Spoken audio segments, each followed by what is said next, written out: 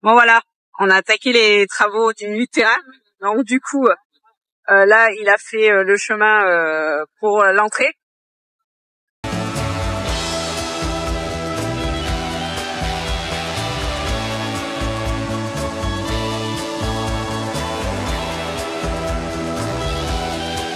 Nouveau jour au terrain. Je vais vous faire une visite et je vais vous montrer un peu l'avancée du puits. Alors c'est quelque chose que j'ose pas filmer parce que le monsieur il travaille à la main et il travaille très dur.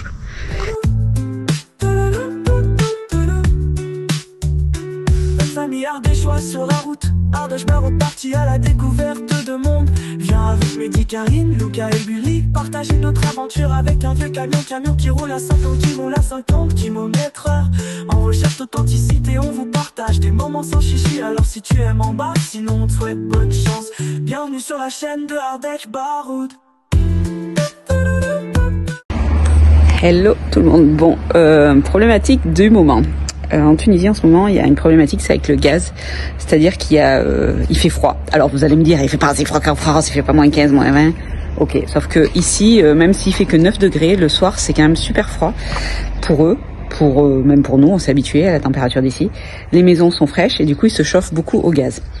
La problématique, c'est que du coup, dans le pays, le gaz, il y a une surconsommation auquel ils ne sont pas habitués. Ils n'ont pas prévu ça, ils n'ont pas commandé tout ça, et du coup, ça fait qu'il y a des pénuries. Donc là, on a été avec Bribri et Palou qui eux sont tombés en panne de gaz aussi. Et depuis hier, en fait, on cherchait une solution. Donc au garage, ils se sont tous affairés, essayer de trouver des bouteilles de gaz et tout. Après, notre ami Zouir, qui tient la carrosserie d'à côté, lui, il roule avec sa voiture au gaz. Donc il leur a filé une bouteille pour éviter d'acheter une consigne et pour pouvoir faire fonctionner leur frigo, parce qu'ils pouvaient pas faire fonctionner leur frigo. Nous, sincèrement, on y a été la semaine dernière chargé au GPL, aucun problème, il y en avait. Et là, ils sont aujourd'hui de nouveau, ils attendent le gaz et à chaque fois on leur dit à 14h, un coup à 7h, un coup à 14h, un coup à 7h. Il n'y a ni bouteille de gaz ni GPL, donc ils rationnent en plus, c'est-à-dire que le GPL, tu peux charger que 10 dinars, donc 10 dinars sur une bouteille de 13 kilos, ça fait à peu près la moitié de la bouteille. Alors c'est toujours mieux que rien. Et voilà, ça c'est des choses qui arrivent en Tunisie en fait, où c'est que il y a des moments où c'est qu'ils n'ont pas prévu, c'est comme ça, c'est une autre mentalité, c'est une autre culture et du coup ça fait que ça bloque. Alors c'est les Algériens qui approvisionnent, donc les Algériens ils font leur maximum pour approvisionner, mais ça suffit pas. Et puis quand on parle pénurie, forcément vous savez ce que ça fait, vous l'avez vu en France pendant le Covid et pendant d'autres phases où c'est que ça a été compliqué, c'est que les gens ils se jettent sur les denrées qui sont entre guillemets rationné et du coup ça fait qu'il y a encore plus pénurie et c'est encore pire que tout quoi. Donc du coup on est dans notre bataille du gaz mais on va y arriver. C'est comme c'est très fréquent ici en fait et il faut voilà, quand on vient de ce côté-là, il faut savoir qu'il y a des choses qui se passent comme ça et il faut la patience. Voilà. La patience est le maître mot ici. Voilà.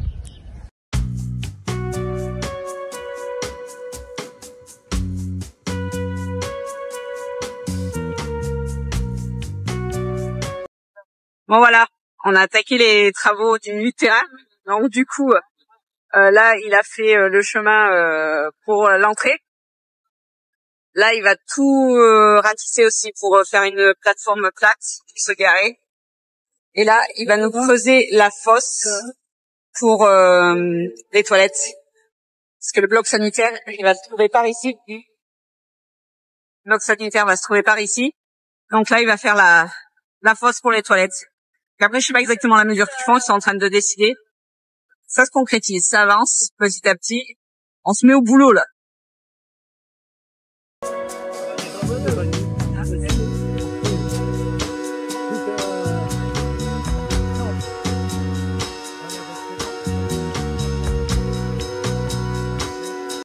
Donc voilà, là la fosse pour les sanitaires, elle est creusée.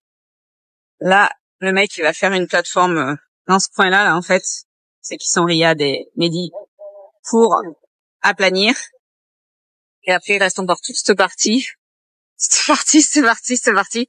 Pour l'instant, on va s'arrêter là. Après, on verra plus tard s'il y a besoin d'aller plus loin. Mais là, il y a déjà beaucoup de place.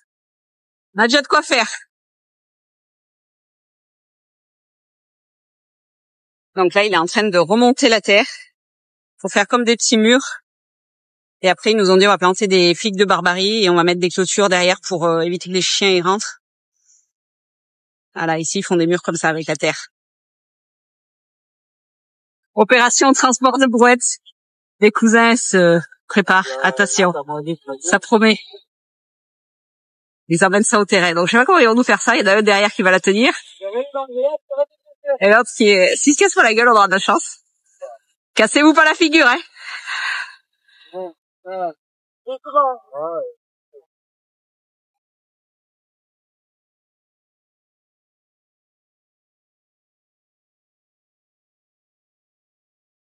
On voit se fermer l'eau.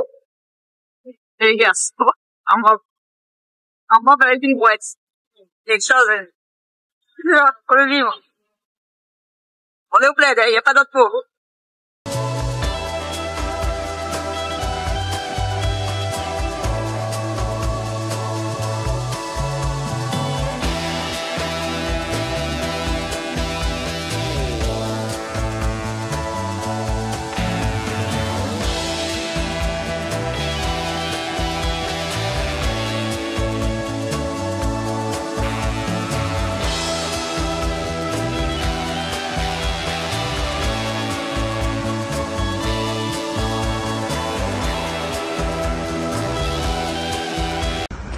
Est-ce que tu es fier de ta bêtise du jour? Ouais. J'ai les transports de brouettes. À la tunisienne. La tunisienne. Donc là, je vous explique qu'on n'a plus de feu. Mais il a dit c'est pas grave. La roue, elle est démontée, elle est dans le camion. Le camion, c'est un stockage d'outils.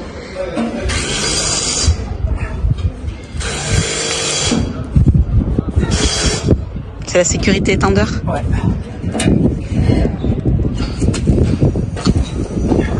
Ouais, ça va le faire.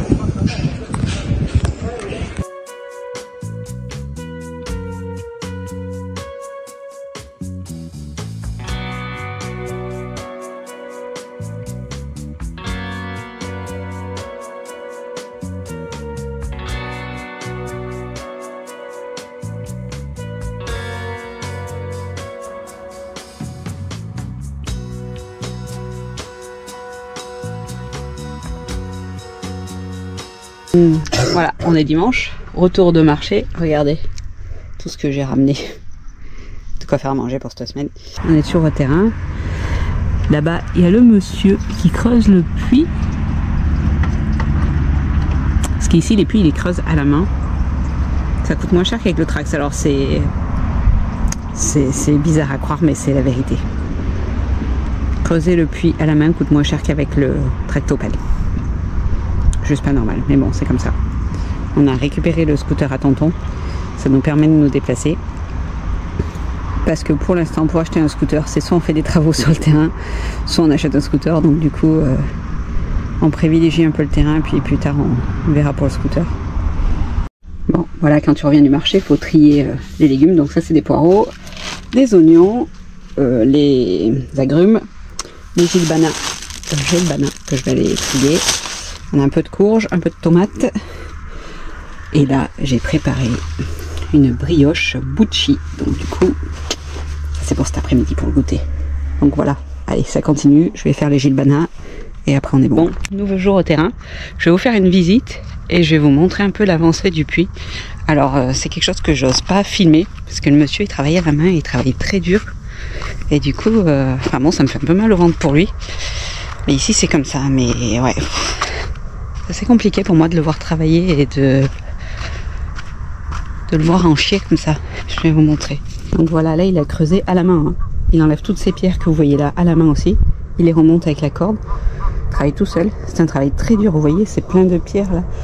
Vraiment, c'est très dur. Là, il doit être à 3 mètres, 3 mètres 50. Et il faut encore creuser autant pour trouver l'eau. Donc c'est un travail très très dur. Sinon, je vais vous faire du coup une visite du terrain. Donc le terrain, il commence ici au bord de la route. Alors oui, c'est au bord de la route, mais en même temps, un accès pour faire un accueil véhicule, s'il n'est pas au bord de la route, c'est un peu compliqué. Après, c'est compliqué à trouver. Donc là, la route, elle circule, mais pas non plus de ouf. Donc l'accès sera par là. Ici, sur le côté, là, il y aura le bureau d'accueil avec la barrière. parce que oui, tout le monde ne va pas rentrer comme ça, sous les oliviers. Là, ça sera des parkings, de ce côté aussi.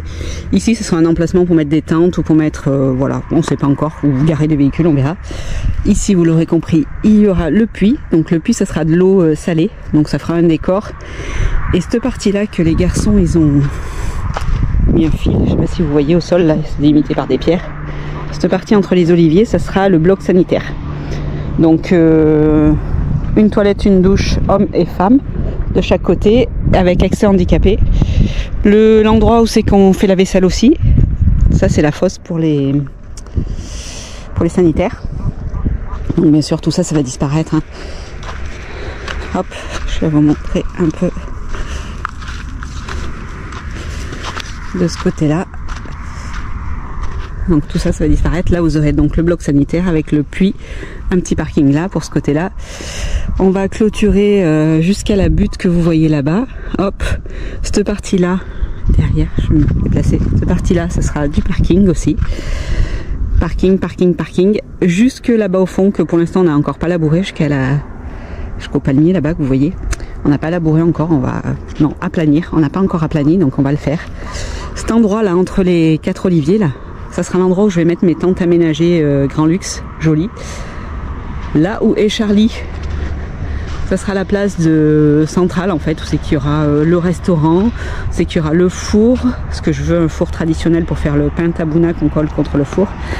Mais il y a encore du boulot, hein, vous voyez que ça c'est pas du jour au lendemain. Et ouais, c'est un projet que je pense que je vais faire une cagnotte crowdfunding, c'est-à-dire que c'est participatif, chacun donne ce qu'il veut. Et du coup ça permet d'avancer plus vite sur les travaux.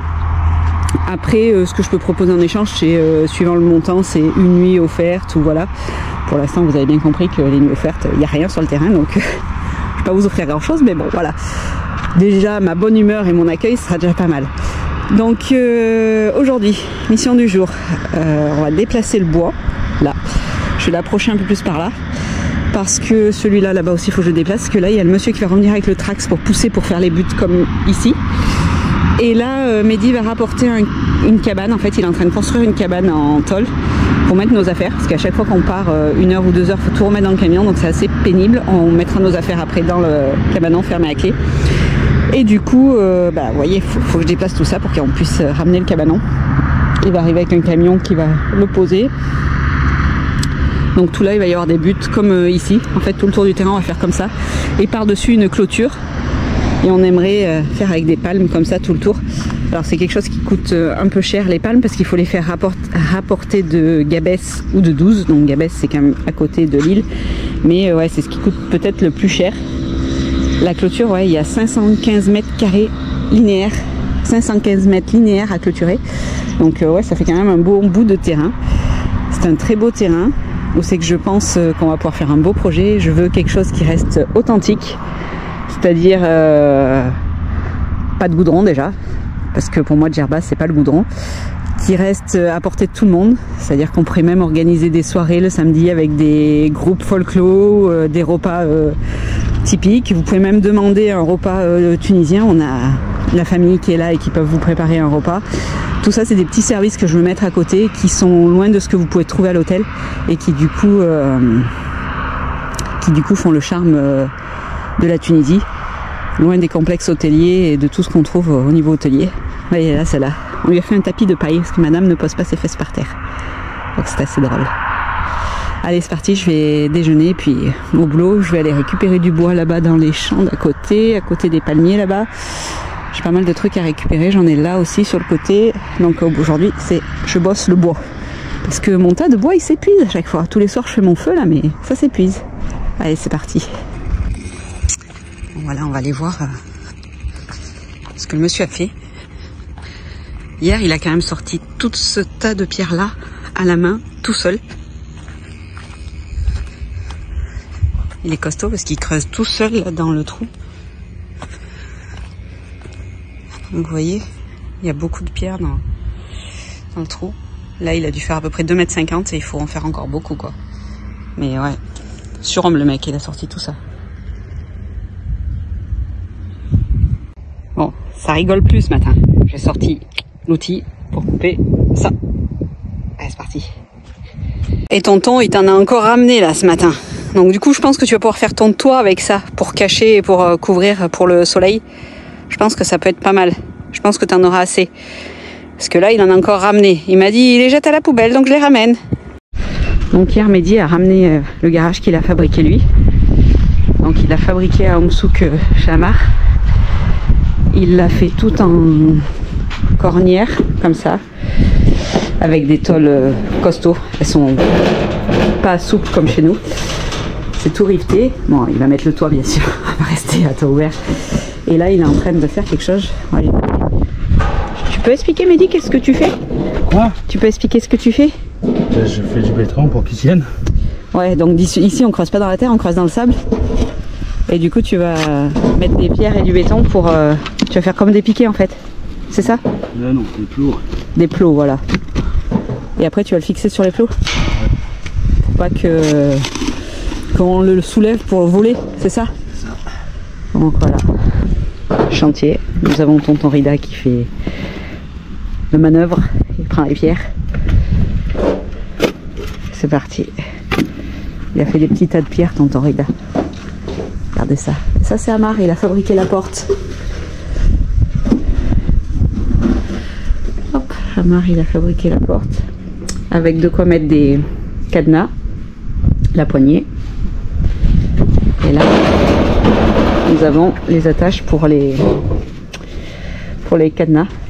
Et là, tout ça, les palmes, on va les mettre tout autour en fait, pour protéger du soleil.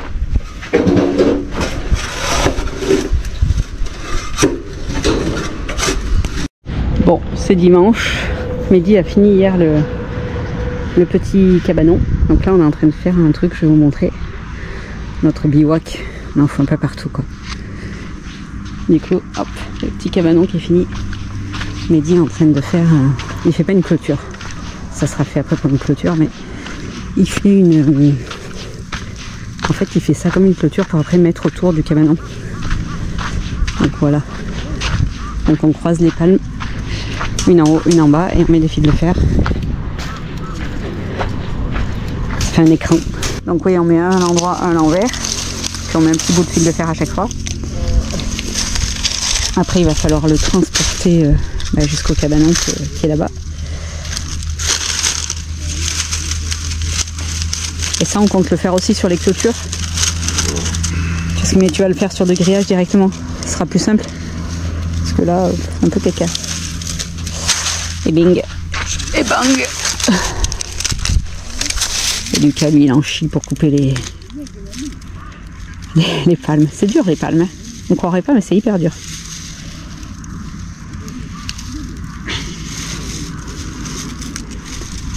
Alors, je reviens à mon tuto palme. Donc, vous avez vu la dernière fois comment on a fait. On a mis une à l'endroit, une à l'envers, qu'on a tendu sur 2 fils.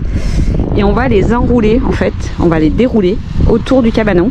Ça va protéger de la chaleur. Parce que vous voyez, c'est de la tôle...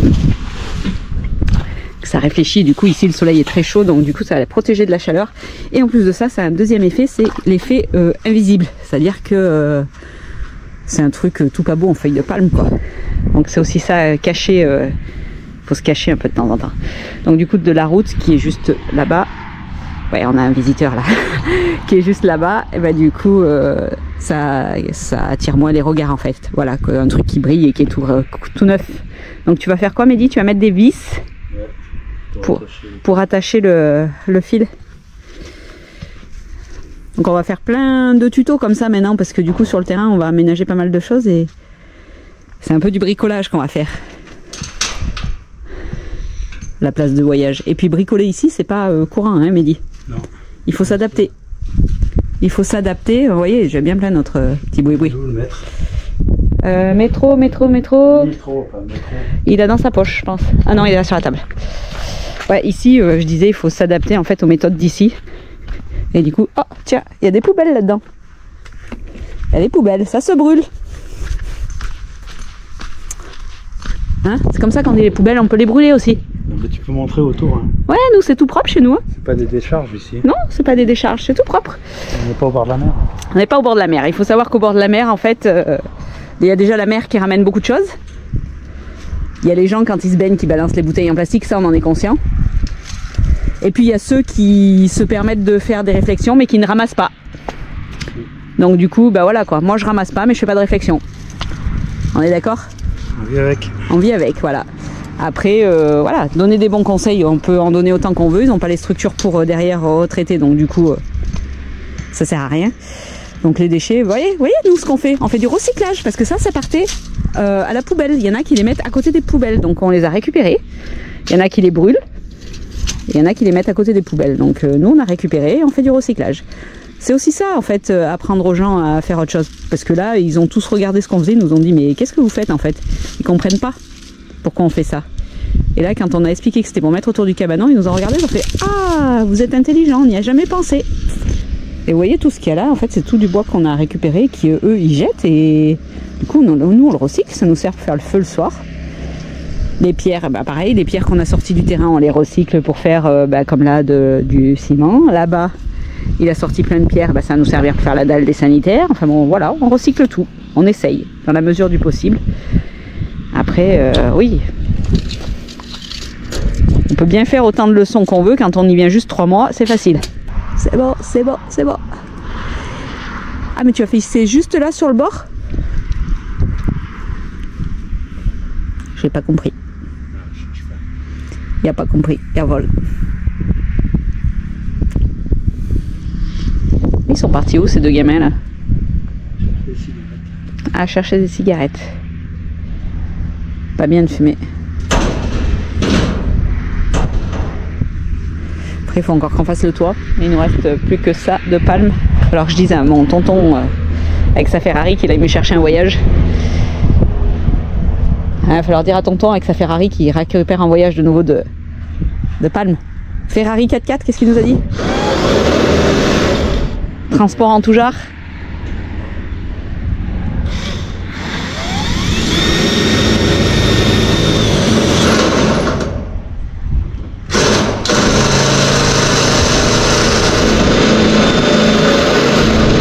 Donc Mehdi, tu bricoles, ça veut pas dire que t'as pas mal, c'est ça? On est d'accord. En fait, on a un peu une règle, c'est-à-dire qu'il faut pas rester sans rien faire parce que sinon, si on reste sans rien faire, c'est pire. Mais là, je pense quand même qu'il va falloir se reposer un petit peu. Un chouïa. Parce qu'il a fait le cabanon quoi, tout seul avec Amar. Amar l'a aidé quand même. Mais ouais, c'est quand même de la manutention, un peu de porter les choses. Et même si c'est pas très lourd, le cabanon, il est pas très lourd. Hein. Il est pas très lourd. Ah, ça va. Oh, remarque, on l'a déchargé, on était 4-5.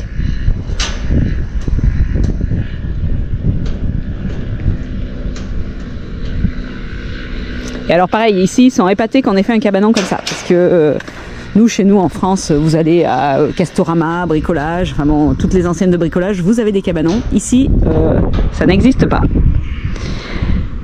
Donc du coup, Mehdi a commencé à créer son truc, il comprenait pas trop ce qu'on faisait. Parce que ouais, ils font des trucs tout en vrac, parce que ça coûte quand même assez cher pour eux. Parce que de là, ça t'a coûté combien, Mehdi? 300 € à peu près? Non, 350. 350 €, tout compris avec les tôles, la porte, tout. Bon alors après aussi parce que tu as beaucoup de contacts et que du coup tu payes des choses un peu moins chères. Puis la main d'œuvre, c'est toi qui l'as fait. La tenaille, je l'ai ramenée tout à l'heure. Bah, bravo Karine, bravo Karine. C'est plus ce que tu fais. Ah c'est tout là non? Là il y a la tronçonneuse. Bah je l'ai mis où? Tu veux pas ramener? Ah si c'est tout là, regarde, je savais que j'allais ramener. Je savais que j'allais ramener. Donc là on va finir de brûler ce tas de boui-boui là. Le soir on se brûle ça rapidos. Ça fait pour démarrer le feu.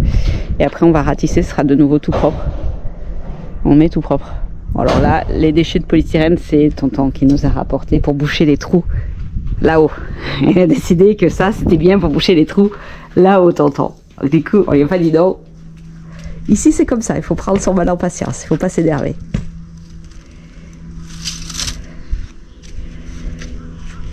Tu mesures l'écartement.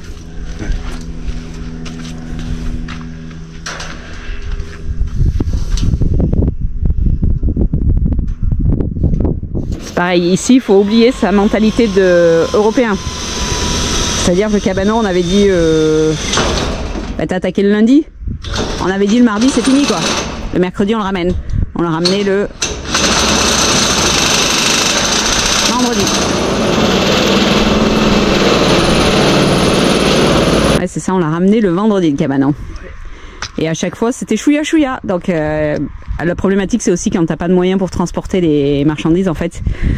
Bah c'est les collègues qui viennent qui te dépannent entre deux pour aller chercher les tôles ou quoi. Et les tôles de dessus elles étaient pas bonnes. Donc du coup la première fois qu'il les a pris elles étaient pas bonnes. Il a fallu aller les échanger. Donc du coup ça a pris un peu de temps. Tu perds facilement une journée à chaque fois en fait hein. Il faut vraiment être patient. Il faut oublier qu'on est français. Qu'on veut tout de suite. Et ça apprend aussi beaucoup de choses en fait. Bon, nous, on s'est un peu habitué à pas voir les choses tout de suite. Hein. Quand t'attends 2 mois et demi sur un parking, tu relativises après. C'est ça. Il y a des choses plus graves. Mais c'est vrai qu'on voit beaucoup de monde qui passe ici et ils veulent des choses, mais tout de suite en fait. Parce qu'ils n'ont pas perdu la mentalité d'Européen, mais c'est normal aussi en fait. Et hier, on discutait avec le monsieur des scouts, il nous disait que, en fait, la différence entre la France et ici ou l'Europe, c'est que l'Europe c'est l'argent et ici c'est la vie quoi. Il nous a dit ça comme ça, c'était joli, je trouvais l'image était très belle. Il nous a dit l'Europe c'est l'argent, donc tu gagnes de l'argent. Il a dit ici c'est la vie, donc ici tu as une belle vie. Et franchement c'est un peu la vérité quoi, donc il faut choisir entre l'argent et la belle vie. Alors, on est conscient que de l'argent il en faut, mais le cadre de vie et la santé, je pense que ça n'a pas de prix. Après c'est mon avis perso, mais ouais, je pense que ça y joue pour beaucoup. Nous, au niveau de la santé de Mehdi, on l'a vu en fait, la différence. Il y a 2 ans, quand on est resté une année, le médecin lui a dit « Mais qu'est-ce que vous avez fait ?»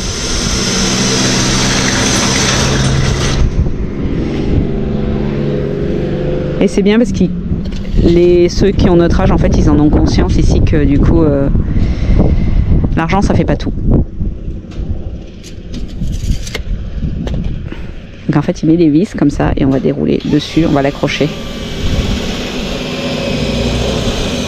Il va être beau notre cabanon.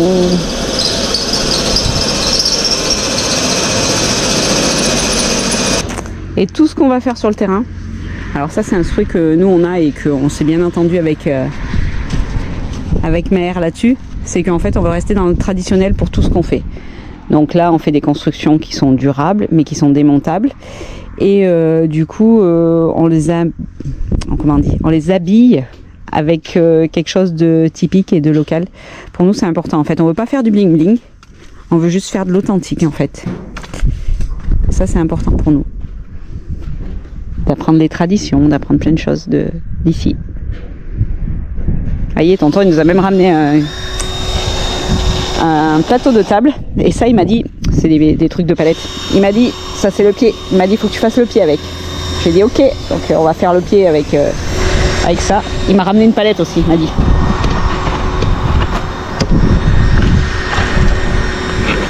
Il m'a ramené une jambe de camion pour faire un barbecue. Il arrête pas de me ramener des trucs, tonton. C'est terrible. Voilà. Et en même temps, c'est comme ça qu'ils vivent, ils récupèrent des trucs et du coup, ça leur permet d'avancer. Et... c'est comme ça. Mais c'est vrai que niveau cadre de vie, après, souvent, on nous dit c'est dégueulasse. L'île de Djerba particulièrement en plus. Vous voyez, là, il y a une bouteille. Moi, quand il y a des bouteilles comme ça, parce qu'elles ressortent du sable, en fait, elles sont enterrées depuis longtemps. Quand il y a ça, et ben, je le ramasse et je le mets à la poubelle. C'est pas plus compliqué. Et je fais ça toute la journée. Vous voyez, il y en a aussi de l'autre côté. Je vais les ramasser dans mon petit plastique. J'ai un plastique et je ramasse. Et les bouteilles, elles volent avec le vent. C'est logique, en fait. Le plastique, c'est ce qui tue, je pense, beaucoup de tortues. Mais en même temps, ont-ils le choix de faire différemment? Il y a des endroits où on a vu, sur le nord de la Tunisie, et mon sac plastique est là. Hop. Alors je mets tout dans un plastique, mais au final, ça part aux déchets, et les déchets ici, ils les brûlent. Donc s'ils les brûlent pas tout de suite, et ben, ça se renvole de l'autre côté. Donc des fois, il vaut mieux tout brûler d'un coup. Et je disais oui, au nord de la Tunisie, oui, les bouteilles plastiques, parce qu'en fait l'eau ici, c'est pas qu'on peut pas boire l'eau de la Saunède, mais elle est dégueulasse quoi. Même nous qu'on a un osmoseur dans le camion, elle a un goût de javel, c'est dégueulasse. Donc du coup, cette eau de la Saunède, qui est dite entre guillemets potable, elle est pas bonne à boire. Donc du coup on achète des bouteilles d'eau, et c'est vrai qu'ici ils achètent beaucoup de bouteilles d'eau, sauf s'ils ont un puits en fait, ils récupèrent l'eau de pluie et ils boivent l'eau de pluie. Ça nous on le fait quand on est dans la famille, forcément on boit l'eau de pluie. Mais bon, on n'a pas de puits pour récupérer l'eau de pluie, donc du coup, on ne peut pas le faire. Et donc on achète de l'eau en bouteille ou on achète des citernes de 6 litres. Et du coup, après, ces citernes nous resservent aussi pour recharger le camion quand on est à l'arrêt. Mais ouais, la plupart du temps, on achète des bouteilles. Et eux, ils font pareil en fait chez eux, c'est qu'ils achètent des bouteilles. Et cette problématique de la bouteille du recyclable, c'est-à-dire sur le nord de la Tunisie, on avait une fois une fontaine où c'est qu'ils venaient avec leurs bouteilles et qui remplissaient à la fontaine. Mais ils ont très peu d'endroits, c'est que c'est comme ça, c'est que les sociétés des eaux, elles s'y perdent après. C'est toujours comment on dit? C'est comment, Mehdi, quand on dit que les gros industriels ils se gavent d'argent, c'est le lobbying? Comment c'est? C'est ça, voilà. Donc du coup, c'est les grosses compagnies. Enfin bon, ici, il y a quand même pas mal de compagnies pour l'eau potable. Et du coup, ils se gavent avec ça. Donc ils veulent pas arrêter le plastique, hein, je vous le certifie. C'est leur gagne-pain, donc ils veulent pas l'arrêter. Peut-être un jour, Inch'Allah. Autre chose ici que je vais vous montrer. C'était pareil au Maroc, ça, je me rappelle. Même en Algérie, on a acheté 2-3 trucs, c'est comme ça. En fait, ici, tu achètes tout à l'unité. Donc du coup, tu n'as pas de gaspillage. Tu vas chercher ton vis, ta rondelle, ton boulon, vraiment tout à l'unité. Et ça, parfois, c'est chouette, en fait. Parce que du coup, des fois, tu n'as pas besoin de trop de trucs et bah, tu as juste ce qu'il te faut, quoi. Alors après, c'est chiant aussi, des fois, il t'en manque, mais c'est bien. Tu stockes pas pour rien. Donc voilà, vous voyez, on a mis des petits boulons comme ça un peu partout. C'est qu'on va accrocher le fil dessus. Et on va tirer en fait pour que ça soit bien tendu et que ça fasse tout le tour. Allez, c'est parti. Épreuve numéro 2. Pareil, le fil de fer ici, Mehdi, t'achètes tout au mètre? Ouais. On n'achète rien. En fait, au poids, c'est carrément au poids? Ouais. Ça, c'est bizarre, ils vendent au poids. Le grillage, pareil, c'est au mètre linéaire. Tu peux acheter qu'un mètre si tu veux. Ouais. On a demandé la dernière fois, tu peux acheter qu'un mètre. C'est vrai que c'est toutes des choses que nous, on n'a pas l'habitude en France, quoi. C'est pareil, là on a travaillé avec le fil de fer, ça en France tu aurais travaillé avec des agrafes. Donc voilà ce que ça donne. On a déroulé en fait tout le tour. Du coup là on va en haut, vous voyez, là-haut, hop, on va mettre en travers d'autres. La Mehdi est en train de le faire sur le devant. Ça fait moins ferraille. Après il faut faire le tour. On continue. Bon, hello tout le monde. Je vous retrouve dans cette dernière vidéo où c'est que je vous dévoile un peu le projet qui va venir pour la suite. Pour vous montrer en fait tout ce qui est traditionnel, tout ce qui est local, tout ce que vous ne voyez pas quand vous allez à l'hôtel. Parce que du coup l'hôtel il vous partage d'autres services. Pas ces services-là. J'ai très mauvaise tête. Je suis allergique à la France, je crois. Non, c'est pas des blagues, vraiment, à chaque fois que je reviens, tout ce qui est herbe et tout, dès que je commence à gratter l'herbe, je fais des crises d'allergie, c'est un truc de malade. Bon, c'est pas le sujet du jour, mais voilà. Du coup, ouais, ce petit projet, il va peut-être mettre très longtemps à aboutir, mais c'est quelque chose en fait qui nous tient à cœur, donc si vous souhaitez participer, n'hésitez pas à me le faire savoir en message privé. Pour l'instant, j'ai pas lancé, je vous dis comme je vous ai expliqué, la cagnotte crowdfunding, parce que pour l'instant, il n'y a pas d'installation, donc pour moi, lancer ça et que derrière, il n'y ait pas de rendu, ça n'a pas d'intérêt. Mais je sais qu'il y a des personnes en fait qui aiment aider et qui aiment construire des choses, et que du coup, si vous voulez le faire, c'est avec plaisir. C'est un projet qui va servir à beaucoup de voyageurs. Parce que sur Djerba, il y a une autre station d'accueil pour les voyageurs, mais c'est à l'hôtel, c'est un parking goudronné au bord de la route, où c'est que, oui, vous avez la piscine, vous avez les services de luxe, entre guillemets, mais vous n'avez pas tout ce qui est accueil local et tout ce qui fait le charme, en fait, de cette île. Donc ça, c'est important pour moi. Ensuite, je vous montre plus maintenant, en fait, je montre plus du typique et du local, du comment on vit. Si ça vous intéresse pas, dites-moi-le en commentaire, parce que c'est quelque chose que, si ça a aucun intérêt, je vais pas continuer à faire des vidéos là-dessus, très clairement. Mais je pense que ça peut être intéressant, en fait, de voir comment on construit un projet à l'étranger quand on vit en tant qu'expat. C'est une autre vie, en fait. C'est plus la vie de voyageur, c'est pas la vie comme en France, qui a plein de problèmes administratifs qui arrivent derrière. Vous allez voir d'ailleurs par la suite qu'on a eu des problèmes administratifs aussi. D'autres voyageurs qui sont venus ont eu aussi des problèmes administratifs. C'est pas simple. Mais c'est un défi qu'on s'est lancé pour nous et puis pour notre famille, parce que du coup c'est un projet aussi familial avec nos cousins.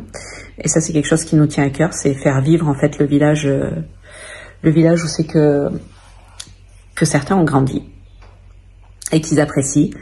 Et ça c'est important pour nous. Donc voilà, je vous laisse sur ces images, puis je vous dis à très vite dans la prochaine vidéo. Et n'hésitez pas à me dire en commentaire ce que vous en pensez, parce que c'est important pour moi, pour la suite, en fait, pour développer autre chose. Mais voilà, donc ça c'est un nouveau projet qui se lance. Donc comme je vous dis, ne vous attendez pas à ce que demain ça soit ouvert, je pense qu'il y en a pour quelques années. Mais voilà, il faut être patient, je le dis souvent, il faut être patient, il faut prendre le temps de faire bien les choses. Faire du vite et bien fait, ça marche pas. Donc du coup, faut être patient, faut prendre le temps de faire les choses, puis Inch'Allah arrivera ce qui arrivera. Allez, je vous fais de grosses bises, bye bye.